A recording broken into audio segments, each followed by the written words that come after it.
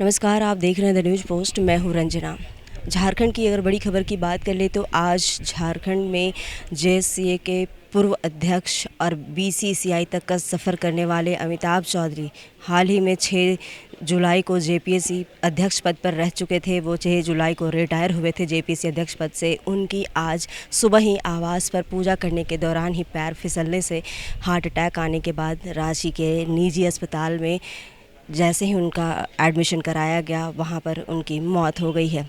बहुत कम समय में उनकी मौत हो गई। डॉक्टरों के अथक प्रयास के बाद भी अमिताभ चौधरी को बचाया नहीं जा सका। मैं इस वक्त मौजूद हूँ उनके आवास पर। आप देख सकते हैं आवास पर उनके जो परिजन हैं और उनके करीबियों का यहाँ पर मिलना जुलना आना हुआ जो तांता है वो लगा हुआ है।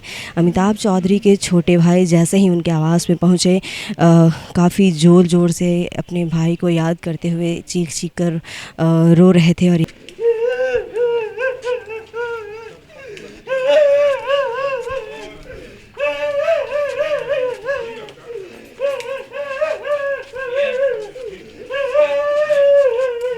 इस भावना को जताने के लिए झारखंड के लिए ही नहीं, पूरे देश के लिए, पूरे क्रिकेट फ्रेटर्निटी के लिए इररिपेरेबल लॉस है, जिसकी भरपाई आने वाले समय में बहुत मुश्किल होगी।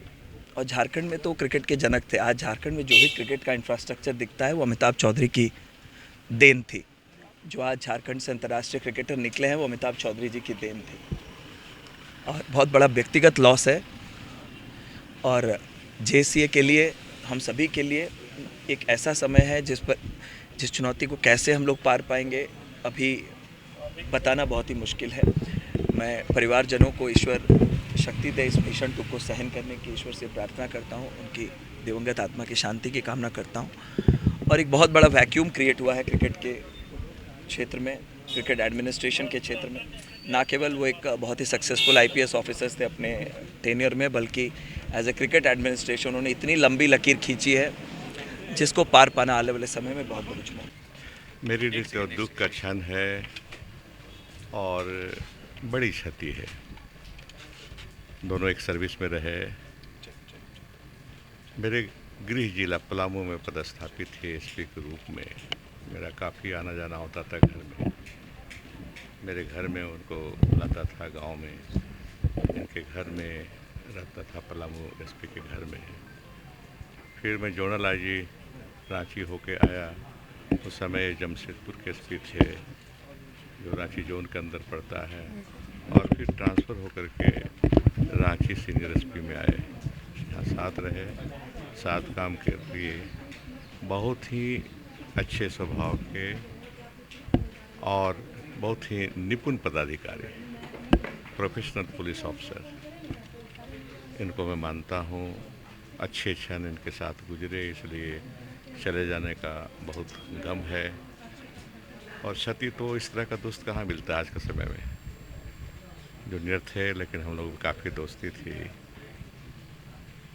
तो मैं ये कहूँगा कि भगवान इनकी आत्मा को शांति दे। जेपीएससी में भी जिस तरह से इन्होंने काम किया और ये बताया कि कोई चाहे तो क्या नहीं हो सकता है, तो उसके बाद आज झारखंड में क्रिकेट स्टेडियम देख लीजिए, इन्हीं की देन है।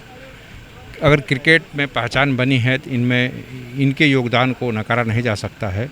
इवन कि अभी मंत्री श्री रामेश्वर उरांव जी अपने अनुभवों को शेयर कर रहे थे कि यहाँ के जितने पुलिस अधिकारी हैं वो भी इनसे राय मशविरा लिया करते थे, पुलिसिंग सीखा करते थे। मतलब एक शब्द है हिंदी में सर्वगुण संपन्न। मुझे लगता है कि ये शब्द ऐसे ही लोगों के लिए इजाद किया गया था और ये वाकई सर्वगुण संपन्न थे। इनको जहाँ अवसर मिला वहाँ पर उन्होंने ये साबित किया कि वो हर फन के उस्ताद हैं।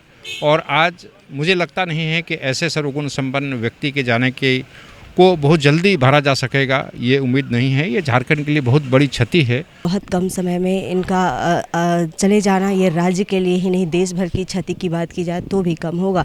इनसे मिलने के लिए तांता यहाँ पर लोगों का लगा हुआ है। वर्तमान में जेपीएससी के मेंबर और प्रभारी अध्यक्ष जो भट्टाचार्य मैम हैं, उन्होंने भी कहा कि जेपीएससी उनके कार्यकाल को हमेशा याद करेगा। और काफ़ी कम समय में 7वीं से 10वीं जो परीक्षा थी जेपीएससी की सिविल सर्विस परीक्षा, उसे लेने का प्रयास किया और वो बहुत पंक्चुअल थे। वो 9 बजे भी ऑफिस पहुंचते थे। कहीं भी किसी भी ऑफिस में बैठ के फाइल को लेकर अपने कार्य के लिए वो हमेशा कटिबद्ध रहते थे। हालांकि बता दें कि अभी तक की जो जानकारी है, उस जानकारी के मुताबिक परिवार के जो सदस्य हैं वो कल तक झारखंड आएंगे। फ़िलहाल वो दूसरे देश में हैं, अमेरिका से वो निकलेंगे। उसके बाद उनके घर के कुछ सदस्य आएंगे। उनके पुत्र सुप्रीम कोर्ट में फ़िलहाल प्रैक्टिस करते हैं, तो वो सभी शाम तक रांची पहुंचेंगे।